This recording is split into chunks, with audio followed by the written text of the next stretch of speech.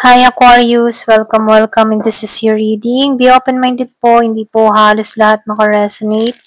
Thank you nga po pala sa mga nagsusubscribe, sa mga bumabalik. Maraming pong salamat.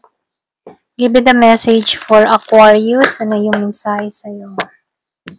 Give it a message for Aquarius. Ano yung mensahe sa'yo? Excuse me. Yung iba sa inyo, meron kang kadiling na Libra.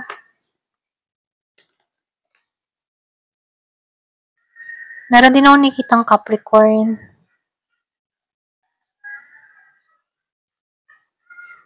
So, nakikitaan ko dito, no? Meron ka ditong kadiling na hindi naging patas sa'yo. So, nakikitaan ko dito na biktima ka ng tao na to or pwedeng feeling victim ka dito. Yung iba sa inyo, meron ka din kadiling dito na ibang lahi. And then yung iba naman sa inyo, nakikitaan ko dito, merong nahihiya sa'yo. Okay? Ito yung justice sa'yo, no? Ang justice sa'yo dito ay yung mga taong nagkaroon ng atraso sa'yo ay sobra nang nagigilty dahil sa mga atrasong ginawa sa'yo. Okay? So, ngayon nararanasan ng mga tao na to na hindi balanse sa sitwasyon dahil sa mga kasalanang ginawa sa'yo. Okay?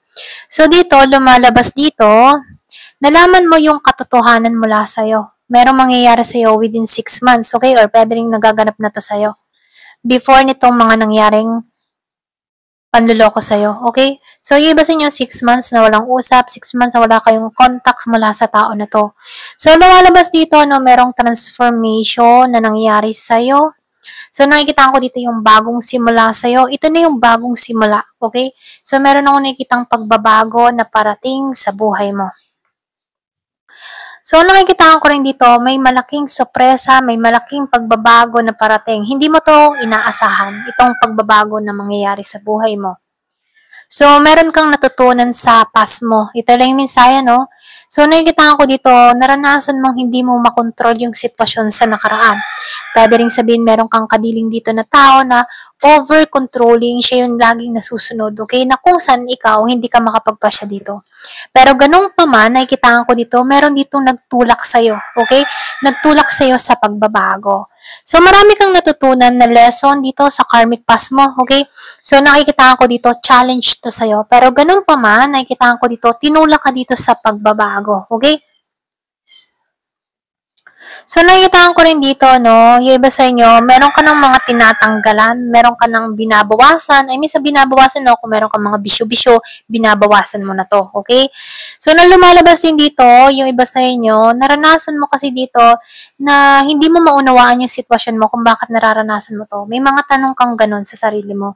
Pero ganun pa man, nakikita ko dito, hindi ka man naging balance before, nakikita ko dito na nagkaroon ka ng katatagan, okay? Kumbaga naibalik mo muli yung lakas mo. So lumalabas din dito, no, meron kang tao dito na yung man tipo na siya yung tipo ng tao na nakadepende sa'yo, okay? So nakikita ko dito, yung iba sa inyo, ginamit ka nito or pwede rin may kailangan lang tong tao na ito kaya nananatili sa'yo. So lumalabas dito, may problema to, pansarili na kung saan nadawit ka sa taong ito, okay? So, dito, lumalabas na hindi to balanse itong tao na to. Yung iba sa inyo, meron kang kadiling dito na Virgo, meron din ako nakikitang Sagittarius. So, hindi to nagtatagumpay ngayon. Walang pag-angat na nangyayari mula sa tao na to dahil sa mga ginawang atraso sa'yo dito, okay? So, lumalabas dito na itong tao na ito ay nag-aalinlangan, wala siyang katatagan, or pwede rin naranasan mo dito na mabalisa mula sa tao na to dahil sa mga ginawa nito sa'yo, okay? So, nakikita ko dito, hindi naging madali yung struggle mo dito sa tao na to. Yung iba sa inyo, meron kang kadiling na Libra, Capricorn, Leo, Scorpion, Sagittarius. Kumbaga, matindi yung mga pinagdaanan mo sa tao na to na kung saan nawala ka ng tiwala sa sarili mo. Kumbaga, siya yung nagturo sa'yo kung bakit nag-aalinlangan ka sa sarili mo, na kung saan pinupush ka dito na ibalik mo yung confident mo, okay? So, nakikitaan ko dito, no, na meron kang tao dito na pabalik-balik, yung pabalik-balik sa'yo. I mean, sa pabalik-balik, ano, yung bang tipo na aalis siya sa'yo, aalis siya sa buhay mo, tapos babalik muli. Magpaparamdam, tapos mawawala muli. Ganon. Para siyang kabuti, bigla na lang susulbot at bigla na rin nawawala. So, mabilis to magdesisyon, okay? Yung bang tipo na, mamaya gusto ka, mamaya galit na sa'yo. So, nakikitaan ko dito, meron kang kadiling dito na pabago-bago yung mood.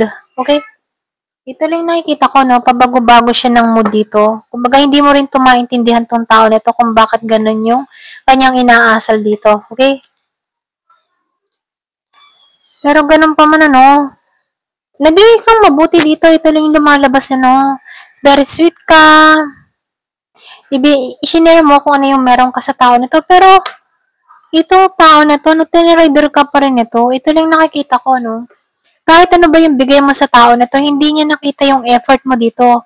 So, sinaksakan nito patalikod, dito lang nakikita ko. So, lumalabas dito, naging abusado to sa kabaitan mo or inabuso nito yung kabaitan mo. Kumbaga siya yung tipo ng tao na ganun, okay? Marami kang sacrifice na ginawa sa taong ito. Ito lang nakikita ko, no? Pero ganun pa man, huwag kang mag-alala, lumabas yung justice. Kung naman yung ginawa ng tao na to sa'yo, merong justice na pagbabago sa buhay mo. Kumbaga, yung justice na yung kikilos sa pagbabago.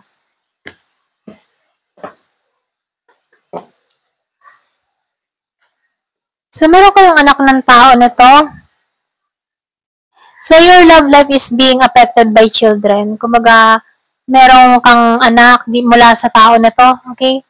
Ito lang nakikita ko.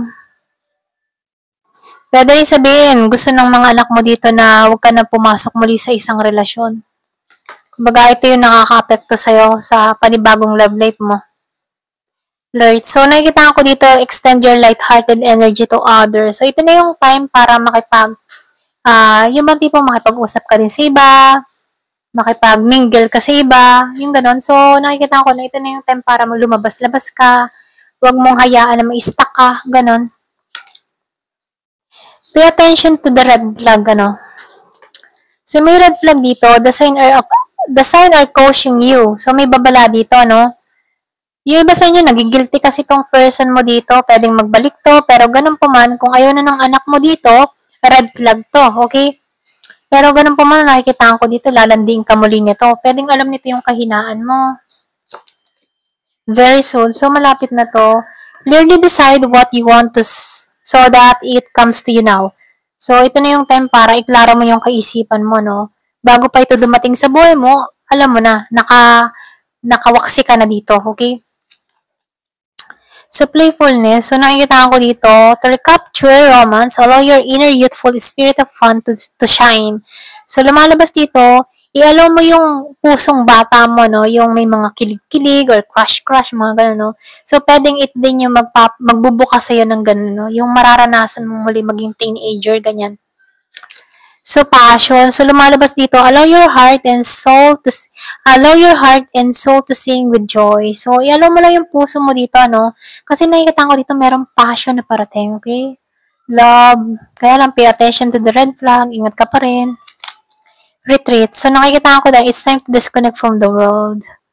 So, meron akong nakikita ditong parating talaga sa buhay mo. Pwedeng, yung man tipo na kapag kapiling mo tong tao nito, para nasa kabilang mundo kayo, okay? May sarili kayong mundo, ganun. Ganun yung pakaramdam mo dito.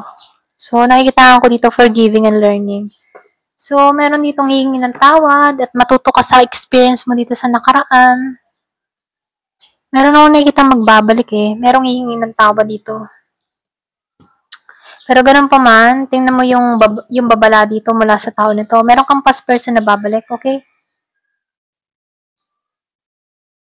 So, nakikita ko dito, as you release and heal the past, you experience more love in your present moment. So, nakikita ko dito, no, the more na pinapatawad mo yung sarili mo sa nakaraan or pinatawad mo na rin tong tao na nakagawa ng atraso sa'yo, dun mo nararamdaman muli yung pagmamahal, ano, para sa sarili mo. At dun ka muli na umaasa na may magmamahal muli sa'yo, okay? So, ito yung, the more na nagpapatawad ka, binubuksan mo yung pintuan ng puso mo sa panibagong papasok sa buhay mo. Ganon. Ganon yung nafe-feel ko dito, ano. Ayan, ito lang yung nakikita ko. Thank you for watching. Love and peace.